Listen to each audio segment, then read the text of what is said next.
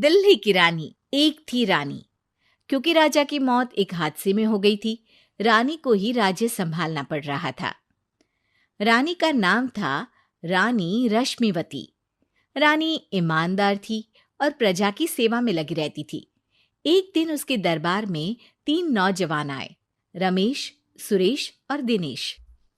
कहो, क्या सहायता कर सकती हूँ मैं तुम्हारी? हम आपके दरबार में काम करना चाहते हैं ताकि जनता की सेवा कर सके। लेकिन अभी तो तुम्हारी उम्र बहुत छोटी है। तुम लोगों को तो अभी अपनी पढ़ाई पर ध्यान देना चाहिए। हमारा मन पढ़ाई में नहीं लगता। माता पिता को लगता है कि हम किसी के लायक नहीं हैं और हम साबित करना चाहते हैं कि हम लायक हैं। उत्साह बहुत अच्छा है, मगर अभी उम्र कच्ची है तुम लोगों की। अरे उम्र से क्या होता है रानी जी? शास्त्रों में लिखा है कभी किसी के ज्ञान को उसकी उम्र के आधार पर नहीं देखना चाहिए। बात तो सही है तुम्हारी। और अगर सच में तुम अगर ये संकल्प करके आए हो कि तुमको यहाँ काम करना है, तो पहले परीक्षा देनी पड़ेगी। 3 परीक्षा, एक शारीरिक परीक्षा, एक बुद्धि की परीक्षा और एक देशभक्ति की परीक्षा। और ये क्या है? वो मंत्री महोदय तुम्हें समझा देंगे। हमारे पास समय नहीं है। अगर तुम लोग तैयार हो तो बताओ। हाँ हाँ, हम तैयार है किसी भी परीक्षा के लिए। मैं भी तैयार हूँ कुछ भी कर गुजरने के लिए। तो ठीक है मंत्री जी, आप इन तीनों की परीक्षा कल से ही शुरू कर दीजिए। जो आ गया रानी साहिबा। अगले दिन से ही तीनों की परीक्षा शुरू हो जाती है। पहले शारीरिक परीक्षा, यानी किस में कितना है दम, ये देखेंगे हम। क्योंकि शरीर में दम होगा तभी तो प्रजा की सेवा में दम लगा पाओगे।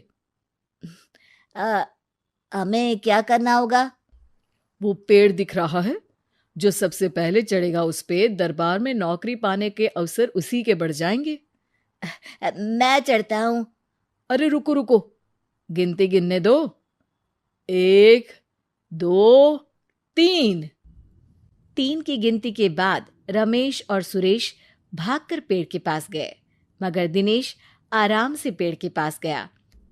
जैसे ही रमेश और सुरेश आधे पेड़ तक चढ़ गए, दिनेश ने उन दोनों की टांग पकड़ के उन्हें नीचे गिरा दिया और खुद पेड़ पर चढ़ गया। दिनेश की जीत हुई। अरे लेकिन इसने बेईमानी की। बेईमानी नहीं की, बुद्धि लगाई। शरीर के दम के साथ दिमाग में भी दम होना चाहिए। क्यों मंत्री जी?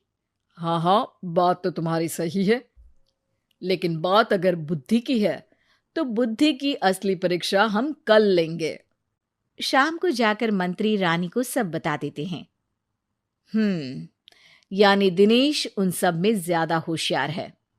जी रानी साहिबा। अगले दिन तीनों की बौद्धिक परीक्षा का समय होता है। आज हमें क्या करना है मंत्री जी?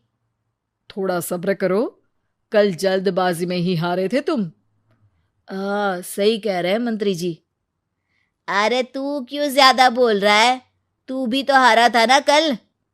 ए दिनेश, ज्यादा होशियार मत बन। अरे अरे अरे, लड़ो मत। आज की परीक्षा पर ध्यान दो। आज की बौद्धिक परीक्षा में ये कुछ बोरे हैं, कुछ में नमक है और कुछ में रुई। जिसको जो ले जाना है उठा लो। देखते हैं कि कौन जल्दी से कोई भी एक बोरा नदी के उस पार लेकर जाता है। समय शुरू होता है अब। तीनों बोरों की तरफ बढ़ते हैं। सुरेश, नमक की बोरी भारी है, ले जाने में मुश्किल होगी। हाँ हाँ, सही कह रहा है, रुई हल्की है, हम दोनों रुई लेकर चलते हैं। अरे भाई, मैं तो नमक लेकर जाऊंगा। रमेश और सुरेश ये सोचकर हंसते हैं कि आज तो दिनेश हार ही जाएगा। दौड़ शुरू होती है। 1, 2, 3। तीनों नदी की तरफ भागते हैं। रुई में वजन कम होने के कारण रमेश और सुरेश आगे निकल जाते हैं और दिनेश थोड़ा पीछे। पर जैसे ही वो सब नदी में जाते हैं, दिनेश की बोरी का नमक गलने लगता है और वजन कम हो जाता है, जबकि रमेश और सुरेश की रुई में पानी भर जाता है और बोरी का वजन बढ़ जाता है। अरे ये इतनी भारी क्यों हो गई रमेश? अरे मुझे क्या पता, शायद जादुई बोरी है। अरे लगता है कि हम बेवकूफ बन गए। बने नहीं हो, तुम हो ही बेवकूफ। इतना तो पता होना चाहिए कि पानी में नमक गल जाएगा। दिनेश का पूरा नमक गल जाता है और बोरी खाली हो जाती है। वो जल्दी से रेस पूरी कर लेता है। इस परीक्षा के विजेता भी दिनेश ही हैं। उसने दिमाग लगाकर दिखा दिया कि वो बौद्धिक परीक्षा में भी रमेश और सुरेश से आगे है। अब कल तुम्हारी देशभक्ति की परीक्षा होगी, जो स्वयं रानी मां लेंगी। रात को फिर मंत्री रानी के पास जाकर बता देते हैं कि आज की परीक्षा में कैसे दिनेश ने अक्लमंदी दिखाई और बौद्धिक परीक्षा में भी उसी की जीत हुई। अरे वाह, दिनेश तो हमारे बहुत काम आ सकता है। हम उत्साहित हैं कल की परीक्षा के लिए। वो तो ठीक है रानी साहिबा, लेकिन हमने सुना है कि पड़ोसी राज्य का राजा आकाशदीप हमारे राज्य की सीमा में घुसपैठ कर रहा है। ये तो चिंता की बात है। हमें जल्द ही कुछ करना चाहिए। अगले दिन रमेश, सुरेश और दिनेश अपनी आखिरी देशभक्ति की परीक्षा के लिए दरबार में आते हैं। प्रणाम रानी साहिबा। नमस्कार रानी जी। प्रणाम रानी माँ। हमने तुम्हारी परीक्षा पर गौर किया। दिनेश आगे हैं। हम तुम तीनों में से किसी दो को ही दरबार में काम दे सकते हैं। किसी एक को आज जाना होगा। तो देशभक्ति की परीक्षा के लिए तैयार हो? पूरी तरह से। मैं तीनों से एक ही सवाल करूंगी। जिसका जवाब सबसे सही लगेगा उसे तो नौकरी मिल ही जाएगी। फिर दूसरे सबसे सही जवाब देने वाले को भी काम मिलेगा। आप लोगों का समय शुरू होता है अब। ज्यादा सोचने का समय नहीं होगा। जो मन में पहली बात आए उसका जवाब दे। तो सवाल ये है कि तुम इस मिट्टी के लिए क्या कर सकते हो? मैं इस मिट्टी को साफ रखूंगा। यहाँ के लोगों के भोजन की कमी को मैं पूरी करूंगा।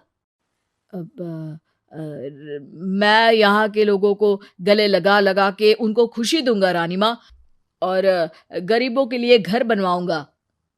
मैं इस मिट्टी के लिए किसी की जान भी ले सकता हूँ रानी माँ। मंत्री, दिनेश को एक तलवार दो। जी रानी जी। दिनेश, पड़ोसी राज आकाशदीप की जान तुम्हारे हाथ में है। जाओ, अपना काम पूरा करो। आज रात को तुम उस पर हमला करोगे जब वो सो रहा होगा। दिनेश वहां से चला जाता है। रानी मां, ये आपने क्या किया? अभी किया नहीं है मंत्री जी। आप आकाशदीप को संदेशा भिजवाओ कि पड़ोसी देश का एक कातिल रात को उन पे हमला करेगा, और दिनेश को पकड़वा दो। अरे, ये आप क्या कह रही हैं? और क्यों कर रही हैं आप ऐसा? राजा को लगेगा कि हमने उसकी मदद की, उसकी जान बचाकर। वो हमारे राज्य का पीछा छोड़ देगा और हमारा एहसानमंद हो जाएगा। और दिनेश का क्या होगा? इस राज्य को दिनेश जैसे शातिर और लड़ाकू लोगों से ज्यादा जरूरत है, ऐसे लोगों की जो लोगों को खाना खिलाने की और खुश करने की बात करे। और ये गुण सुरेश और रमेश में है। इन्हें नौकरी दे दो।